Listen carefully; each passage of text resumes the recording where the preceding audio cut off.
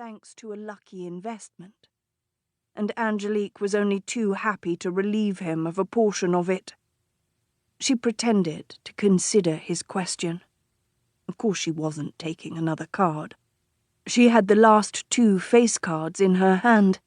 If the Baron had bothered to take a look at his hand, and that of the 2 players at the table who had already exceeded 21, he would realize that the odds of her possessing those cards were quite high. But the combination of French brandy and English breasts was making him careless. "I don't know." Angelique pursed her lips and let a hand drift down to the front of her altered bodice, fingering the lace that trimmed the gold silk. Predictably, the Baron's eyes widened. God, she hated this part. "You have only 2 cards," the Baron reminded her, feeling for his glass of brandy without looking up at her face. "Perhaps I could entice you to take a risk." Angelique put her hands on the table.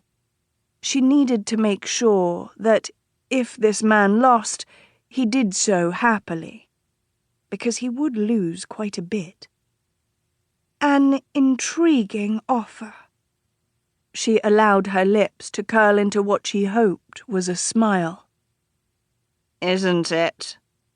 the Baron murmured, taking a healthy swallow of his brandy. "I'll keep my cards." Angelique feigned helplessness. "For I fear I am not so adventurous as you." The Baron grinned sloppily at her. "I do have a reputation of being rather adventurous. Perhaps I might show you." Angelique eyed the remaining cards in the deck, and the 2 he had face down on the table. There were 2 deuces, a 7, an 8, and a 9 left that had yet to be played. It was still possible for him to win, with the right combination, depending on what he already had in his hand. She shifted, her stays feeling like they were squeezing the breath from her. "Why don't you, then?" "Show me yours." The Baron laughed, and the other 2 players who still sat at the table snickered. Angelique forced out a giggle, even as her stomach twisted. "Very well, milady." He turned his cards over.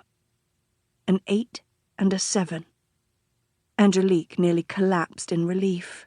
It was impossible for him to beat her. 15, she murmured. "Enough to take you?"